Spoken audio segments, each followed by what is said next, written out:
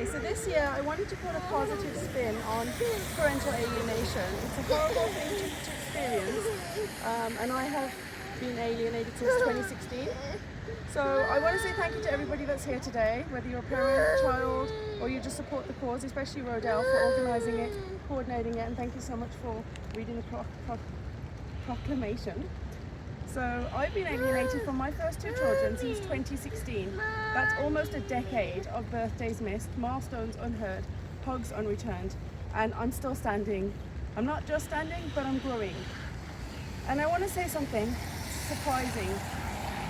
Initially, and even now, alienation, it hurts.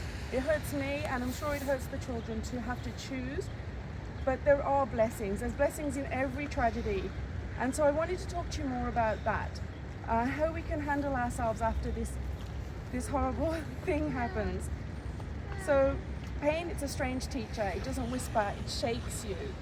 It doesn't break your heart, it breaks it open. So I started asking myself questions once I didn't have my children, like why did I have children to begin with? And it wasn't to complete me, it's because I wanted to love them. I wanted to give them the love that I felt I never had. I wanted to nurture life. I saw potential in these children that weren't even born. And so when we remember why we have our children, we can also understand why we have a hard time to let go. And letting go doesn't mean we have to give up. It just means trusting. We have to trust that life has a strange, beautiful way of circling back. We have to trust that our children, in their own time and way, will start to ask their own questions. And trust that God is holding them even when we can't. As parents, it's our job to guide, not to control, to support, not to shield. Protection sounds noble, but if we're careful, it can lead to possession. Treating children as pawns on a chessboard is absolutely wrong. Children aren't ours to keep. They are souls on loan. And the moment they were born, they began the journey of becoming themselves. And I'll be honest, it took me a long time to understand that. And the first step was not having my children to understand that I was never going to have them for life to begin with. So I knew one day the day would come when my children would go off to university or get married, and I was prepared to let them go, but I was not ready when it happened, as they were so young. They were about the same age as my children now.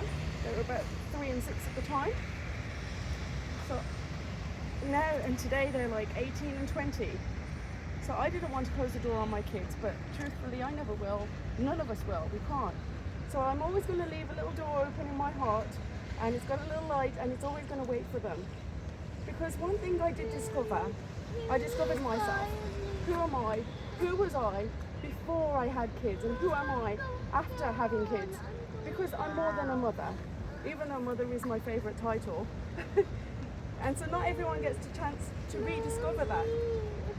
So I've been blessed with these two kids, Javen and Jasleen. So I'm lucky that I get a second chance, because not everybody has that look. I've had 4 kids, even though 2 of them are with me and 2 of them aren't. I can only count my blessings.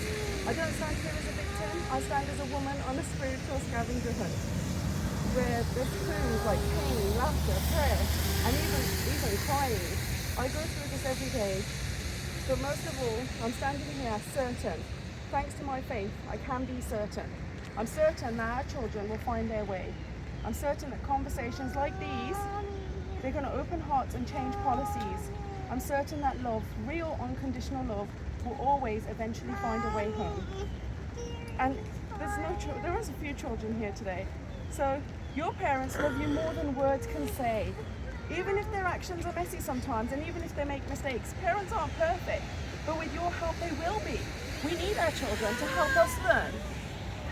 And to the parents, keep your faith, use this time to grow, and just always hold on to the fact that your children are going to start asking questions, and they're going to come, and they are going to knock on the door.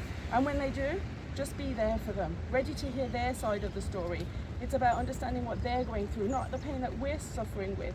Although it's called parental alienation, it's not about the parent being absent from the child's life. It's how the process happens, and it's also the child being put like a tug of war. Pick me, you'll be guilty if you go there. You're projecting all these feelings on them.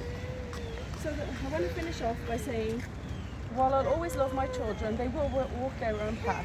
I'm certain the love I planted will one day bloom in them. even if I don't get to witness it. So when the heart waits without bitterness, it opens without fear, and in that opening, love returns, always in some form. Thanks for listening. Thank you so much. Wow, that was beautiful. Thank you, Harjeet, for always sharing your story and for being open with us. It will help us to get to where we want with this fight.